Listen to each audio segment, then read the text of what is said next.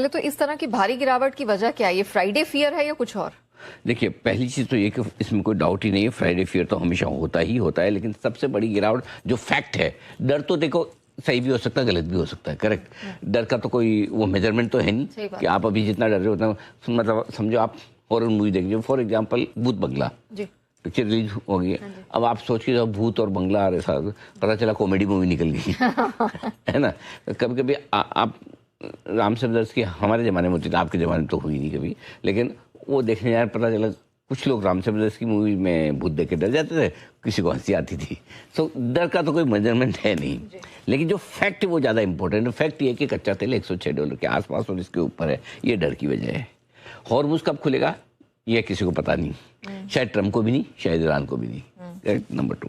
Number 3, screen देख के साफ लग रहा है कि आज भी एफआई ने दिल और खजाना खोल के बिकवाली की है, बेच ही रहे हैं, ये भी फैक्ट है। वीकेंड सेशन पे एक्स्ट्रा डर रहता है, जो आपने कहा बिल्कुल रहता है, एक्स्ट्रा थोड़ा हम टेंशन ऐड कर लेते हैं, और उसको टेंशन को ऐड करने में धीमे धीरे रुपया भी गिरावट दिखा रहा है। आज मेरे ख्याल से चौथा दिन लगातार गिरने का, और अब लाइफ लो की तरफ धीरे धीरे बढ़ रहा है, 95 की तरफ इसी स्पीड से बढ़ेगा तो 4-5 दिन में, 3-4 दिन में 95 हो ही जाएगा, करेक्ट। अमेरिकी बाजारों में कल उतार चढ़ाव के बीच कमजोरी रही। आज सुबह से डाउ फ्यूचर लाल निशान में बढ़ने की कोशिश नहीं कर रहे। हालांकि अच्छी बात है कि एशिया में पैनिक नहीं है, लेकिन डाउ फ्यूचर्स ढीले ही है, मामला वहां पर गड़बड़ी है, राइट। इसके बाद आज ये इन्फोसिस और आईटी कंपनी से जो दबाव बना है, कल एचसीएल टेक ने मूड खराब किया, और कल हमने एचसीएल टेक पे एक अच्छी रिसर्च भी रखी कि 1300 का लेवल वो था जो मेक और ब्रेक लेवल है, अब वो ब्रेक ही हो गया। और कल हमने बात भी की थी कि ज़्यादा चांस इस बार नीचे के काफ़ी ज़्यादा, क्योंकि उन्होंने गाइडेंस भी खराब दिया, और वही हुआ। आज फिर से एचसीएल टेक एक्सीडेंट हो गया, और इन्फोसिस के नतीजे के बाद इन्फोसिस भी 6% टूट गया, जबकि हालांकि कुछ हद तक डिस्काउंट है, लेकिन इसका मतलब क्लियर कट है कि आईटी शेयरों की फिर से डी रेटिंग होने की चांसेस दिख रहे हैं। मिड और स्मॉल कैप शेयरों में गिरावट आज बढ़ती हुई दिखी है। कल तो बच गए, परसों ऊपर ही थे, लेकिन कब तक बचे रहेंगे? जब तक दिग्गज अगर इसी तरह से कमज़ोर होंगे तो यहाँ भी दबाव आना निश्चित है। तो ये सारे के सारे कारण हैं जिनकी वजह से आज बाजार में है तेज गिरावट। तो सर, अब मेरे लिए लेवल्स कौन से इंपॉर्टेंट है? क्योंकि एक लेवल जिसका आपने जिक्र किया अभी उसी लेवल के पास है। अरे लेवल तो आप पूछो मत, जो लेवल सोचो वो आ जाता है, और उस नीचे की तरफ तो आ ही जाता है पक्का, और वो भी टूट जाता है। वैसे जब पूछे ये तो बता दो, यही लेवल इंपॉर्टेंट है जो आपकी स्क्रीन पर इस वक्त है, 23,840-850 के आसपास का आखिरी सपोर्ट यही है। और आपको याद होगा हम लगातार एक चीज़ करें, जब तक 23,850 के ऊपर है निफ्टी तब तक बाय ऑन डिप्स है, लेकिन उससे पहले आपके लिए उसके बाद ट्रेंड रिवर्सल हो जाएगा, जो आपका पॉजिटिव ट्रेंड है वो न्यूट्रल ट्रेंड में बदल जाएगा। तो अगर आज 23,840-850 के नीचे बंद होता है तो ट्रेंड में बदलाव होगा, तब अगला टारगेट होगा 23,450 से 23,550 की रेंज में। ये हम देखेंगे, यहाँ से हमने एक उछाल दिखाया था, एक बार वहाँ तक जाने की कोशिश हो सकती है। क्लियर है। बैंक निफ्टी के लिए 55,600 आखिरी सपोर्ट है, लगभग उसी के आसपास से कहाँ है, 55,600 के आसपास सपोर्ट है। बैंक निफ्टी भी आ गया 55,775-750 है। इसके नीचे अगर हम बंद होते तो ट्रेंड में बदलाव होगा, तब अगला टारगेट बैंक निफ्टी में 53,700 से लेकर 54,150 की रेंज का निकल कर आएगा, ये ध्यान में रखें। रिकवरी में निफ्टी 24,150 की रेंज में सप्लाई देखेगा, बिकवाली देखेगा, प्रेशर देखेगा, और इस रेंज में आए तो थैंक यू वेरी मच करिए, पोजीशन कम करिए। क्लियर है।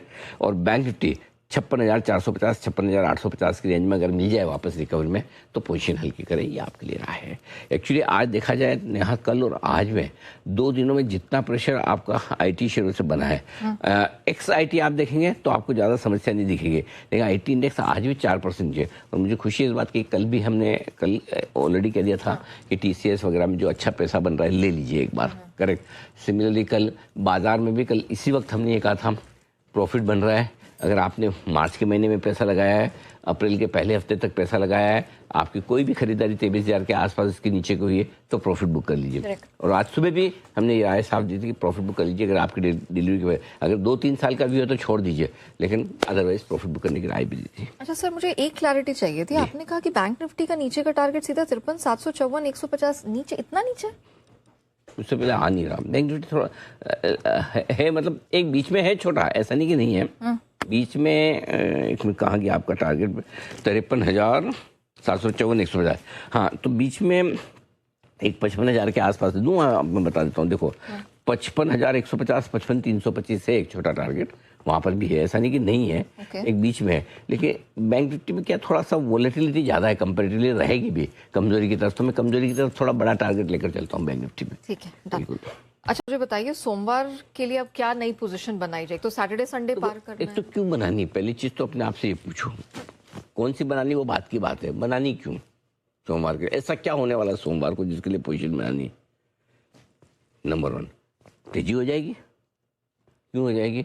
हॉर्मोन्स खुल जाएगा, बातचीत है। अभी वो ब्लूमबर्ग के हवाले से चल भी रही थी खबर, बातचीत की बात। अब किसको पता कौन सा ब्लूमबर्ग और कौन सा पाकिस्तान और कौन सी बातचीत। एक हफ्ते से पूरा हफ्ता यही सुनते सुनते निकल गया, बातचीत बातचीत बातचीत। वही मीम ठीक लग रहा 2000 साल बाद वाला जो है ना पता नहीं, अब वो हो जाए तो हो भी जाए, यू नेवर नो। तो आप क्यों खरीदेंगे सोमवार के लिए? इसलिए कि बातचीत हो जाएगी, या अमेरिका को भी पता कि जब तक हॉर्मोन्स नहीं खोलूंगा या आके बैठेंगे नहीं सामने, तो खोल दे, तेजी हो सकती। नहीं हुआ तो अगर यही चलता रहे, पता चला कच्चा तेल 110 हो गया और ठीक है, और बातचीत के लिए साफ मना हो जाए, तो वापस आप 23,500 भी आ सकते हैं। तो दोनों तरफ की रिस्क, और रिस्क में क्या है, आपको डिसीजन मार्केट में कब लेना होता है? जब आपको डेटा कुछ बता रहा हो कि तेजी या मंदी करनी है। कोई इवेंट के बेसिस पे डिसीजन लेना हो और वो इवेंट आपको नहीं पता हो, आपको ये पता है कि युद्ध जो अपन ने पहले देख लिया वो नहीं होगा, ठीक है, इसको ध्वस्त कर देंगे, इसमें मिसाइल छोड़ देंगे और अब वापस गल्फ कंट्री में सब पे निशाना मारूंगा, ये ईरान ना करने वाला है, ना अमेरिका जाके बम गिराने वाला है। बाय द वे ये मैं कह रहा हूँ, लेकिन अगर गिरा दिया तो फिर मार्केट में बैंड बच जाएगी, मैं बता रहा हूँ। दूसरी बात, युद्ध शुरू नहीं होना चाहिए, ठीक है। अगर ये नहीं है तो फिर डरने की ज़्यादा बात नहीं, कि इवेंचुअली कभी न कभी तो आगे पीछे आएगा। अब आएगा तब आएगा, लेकिन आज तो $106 है ना क्रूड, उसकी टेंशन थोड़ी छोड़ देंगे। सो मेरा ये मानना है कि दोनों ही रिस्की है। यहाँ सोमवार को ऊपर या नीचे बड़े गैप से खुल सकता है, और ऐसे में खरीदना बेचना दोनों बराबर रिस्की, और आपको पता नहीं है इवेंट के बेसिस पे। तो मेरा फंडा बहुत क्लियर है। अगर कोई बड़ी इवेंट हो, बड़ी इवेंट के पहले लोग क्या सोचते हैं, अरे यार हो सकता है मंडे ऊपर खुलेगा, मजा आ जाएगा एकदम, अपने सीधे 200-300 ऊपर खुलेगा, 400 पर निफ्टी।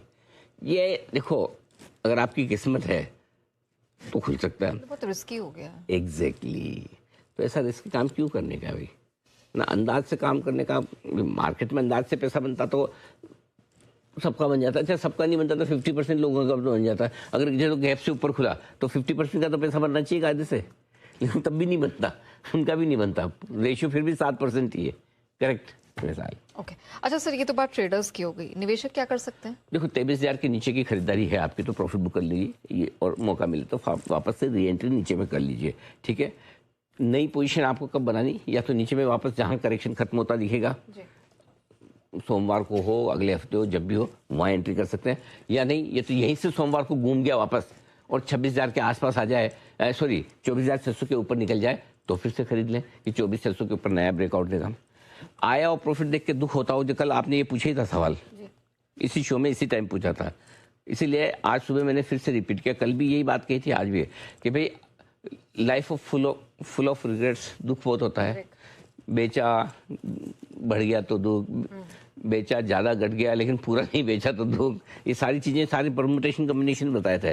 तो इसलिए अगर ज़्यादा दुखी हो तो कल भी बोला था मैंने, कल तो अच्छे लेवल थे, कल तो 24,300 ही थे, जो ज़्यादा दूर नहीं, 1% ऊपर से नीचे था, भाव भी ठीक ठाक थे, कल बेच दिया। आज सुबह भी बोला था कि अगर आपको दुख होता है बेचो। अब ऐसा ना हो कि आप सोचते रह जाएं, फिर पता चला 23,200 23,500 आ गया, फिर बोलेगा अनिल जी ने तो बोला था बेच दो, उसके बाद जाके ना बेचे। बेचने का टाइम मिनट बाय मिनट निकल रहा है अगर, तो अब ज़्यादा बेहतर तो वही था आपको 24,300 350 के आसपास बेचना था जब कल कहा था। बाकी फिर भी है कि भाई रिस्क कम रखनी है, दिक्कत होती है, अपनी रिस्क लेने की कैपेसिटी कम है, माइंडसेट अपनी वो नहीं है कि नीचे देखें।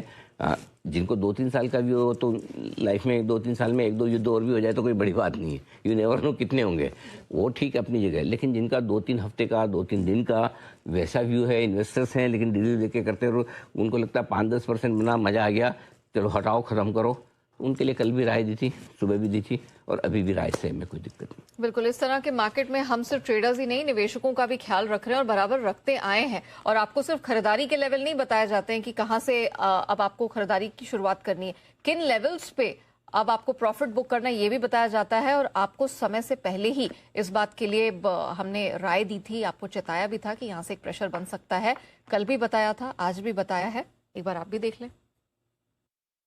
क्लोजिंग आज खराब होती दिख रही है तो अपने प्रॉफिट को प्रोटेक्ट करें।